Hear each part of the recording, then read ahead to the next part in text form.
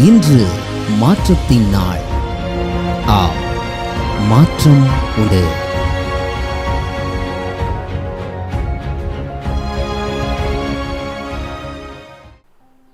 ஆண்டவராகிய இயேசுவின் நாமத்தினாலே மாற்றம் உண்டு என்கிற இந்த அனுதின தியானத்தின் மூலமாக உங்களை சந்திக்கிறதுல எனக்கு மிகுந்த சந்தோஷம்.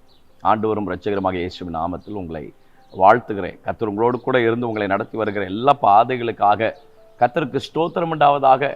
அவர் உங்களை தொடர்ந்து நடத்துவாராக, ஆசீர்வதிப்பாராக, பலப்படுத்துவாராக. நாகும் தீர்க்கதரிசன புஸ்தகம் 2ஆம் அதிகாரம் முதல் 2 வசனங்களை நாம் வாசித்து பார்ப்போம் என்று சொன்னால், 2வது வசனத்தை உங்களுக்கு முன்பதாக நான் வாசிக்கிறேன்.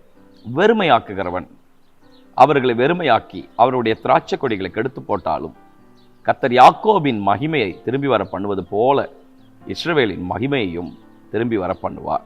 For the Lord is restoring the majesty of Jacob as the majesty of Israel, for plunderers have plundered them and ruined their branches. தேவனுடைய பிள்ளைகளுக்கு எப்போதுமே ஒவ்வொரு காலகட்டங்களிலே யுத்தங்கள் நடந்து கொண்டே இருந்தது. தேவனுடைய பிள்ளைகளுக்கு விரோதமாக எழும்பின எகிப்தியனாக இருக்கலாம், பெலிஸ்டியனாக இருக்கலாம், சீரியர்களாக இருக்கலாம். ஒவ்வொரு காலகட்டங்களிலே மீதியானியர்கள் வந்து அவருடைய விளைச்சல்களை எல்லாம் அழித்து போட்டார்கள் என்று வேதத்தில் வாசிக்கிறோம். இதில் மிக குறிப்பாக தேவனுடைய பிள்ளைகளுக்கு விரோதமாக எழும்பின அசீரியனுடைய கிரியை என்னவென்று சொன்னால், இந்த முதல் 2 வசனத்தில் ஆண்டவர் எழுதி வைக்கிறார். சிதறடிக்கிறவன், குடும்பத்தை உடைத்து சமாதானத்தை கெடுத்து குடும்பத்துக்குள்ள குழப்பத்தை கொண்டு வந்து குடும்ப உறுப்பினர்களுக்கு இடையில சண்டைகளை மூட்டி எவ்வளோ பிரச்சனைகள், எவ்வளோ குழப்பங்கள். பரிசுத்த ஆவியானவர் இன்றைக்கு அப்படிப்பட்ட கிரியைகளை உடைப்பாராக இயேசுவின் நாமத்தினால். நம்முடைய குடும்பங்கள் சீர்குலைக்கப்பட்ட நிலைமையில் இருக்கக்கூடிய குடும்பங்களை கர்த்தர் சீர்படுத்துவாராக. குடும்பத்தில் இருக்கக்கூடிய சமாதான குறைவுகள், நாம் சந்தோஷமாக மகிழ்ச்சியாக குடும்பமாக அமர்ந்து பேசி நாட்களாகி போனது, அந்த அளவுக்கு அசீரியனுடைய கிரியை நம்முடைய குடும்பத்துக்குள்ளே அது செயல்பட்டு கொண்டு தான் இருக்கிறது.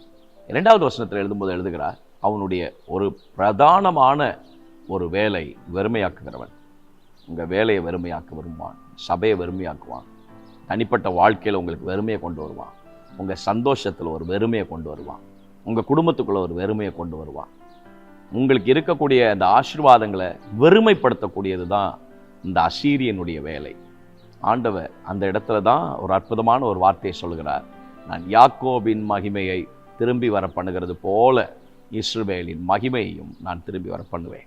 இன்றைக்கு இந்த சத்தத்தை கேட்டுக்கொண்டிருக்கிற யாராக இருந்தாலும் சரி, உங்கள் வாழ்க்கையில செயல்பட்டு கொண்டிருக்கிற, சிதறடித்து கொண்டிருக்கிற, உங்களை வெறுமையாக்கி கொண்டிருக்கிற அசீரிய கிரியைகளுக்கு விரோதமாக என் தேவன் எழும்பி பூரண சமாதானத்தை, அவன் வெறுமையாக்கின அந்த சமாதானத்தை கர்த்தர் உங்களுக்கு மீண்டும் தருவாராக. நீங்கள் வெறுமைப்படுத்தப்பட்ட எல்லா சூழ்நிலைகளிலேயும் யாக்கோபின் மகிமையை கர்த்தர் திரும்பி வர பண்ணினது போல இஸ்ரவேலின் மகிமையை கர்த்தர் உங்களுக்கு திரும்ப வர பண்ணுவாராக. ஏன் இந்த இடத்துல அப்படி எழுதுகிறார்? யாக்கோபுக்கு வர வேண்டிய எந்த ஆசீர்வாதங்களும் அவருடைய முற்பிதாக்கள் இடத்திலிருந்து கிடைக்கப்பட்டவைகள் அல்ல, எல்லாம் தேவனே அவனை ஆசீர்வதிக்கிறார். வெறுமை, அதனால தான் சொல்கிறார், நான் கோலும் கையுமாக போனேன் என்று சொல்கிறார். பரிவாரங்களோடு கர்த்தர் ஆசீர்வதிக்கிறார். அந்த மகிமையை கர்த்தர் மீண்டும் உங்கள் வாழ்க்கையில் திரும்பி வர பண்ணுவார். கை நிறைய வைத்திருந்த எல்லா ஆசீர்வாதங்களும் போனது, எல்லா உயர்வும் போனது, மேன்மை போனது, பேர் போனது, புகழ் போனது, இந்த உயரத்தில் யோசித்த என்னுடைய ஸ்தானங்கள் எல்லாம் போனது. இன்னைக்கு கர்த்தர் சொல்கிறார், அசீரியன் பிடுங்கி போட்ட, சிதறடித்த எல்லா காரியங்களையும் நான் உனக்கு மீண்டும் கொண்டு வருவேன். யாக்கோபின் மகிமையை திரும்பி வர பண்ணுவது போல இஸ்ரவேலின் மகிமையை நான் திரும்பி கொண்டு வருவேன். நான் எல்லா நன்மைகளையும், எல்லா மேன்மைகளையும், எல்லா ஆசீர்வாதங்களையும் உனக்கு மீண்டும் திரும்ப கிடைக்கும்படி சங்கீதக்காரனாகிய தாவீதை தைரியப்படுத்தும் போது சொன்னது போல, நீ சகலவற்றையும் திருப்பிக் கொள்வாய் என்று சொன்னாரே, சகலவற்றையும் திருப்பிக் கொள்ளத்தக்கதாக தேவனுடைய கரம் உங்களை தாங்குவதாக. இயேசுவின் நாமத்தில் உங்களுடைய பிள்ளைகளை ஆசீர்வதிக்கிறோம். கிருபை அதிகமாய் தாங்குவதாக. தெய்வ பிரசன்னமும் ஆச்சரியமான தேவனுடைய நன்மைகளும் உங்களுடைய பிள்ளைகளை வழிநடத்தட்டும். எல்லா சீரிய கிரியைகளுக்கு விரோதமாக நாங்கள் வருகிறோம் கர்த்தாவே.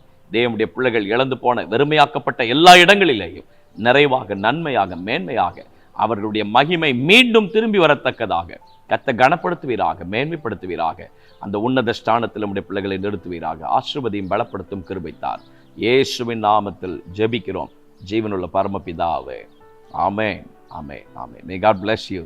ஆண்டவர் உங்களோடு கூட இருந்து உங்களை அற்புதமாக, ஆச்சரியமாக உங்களை நடத்துவார். ஆமென்.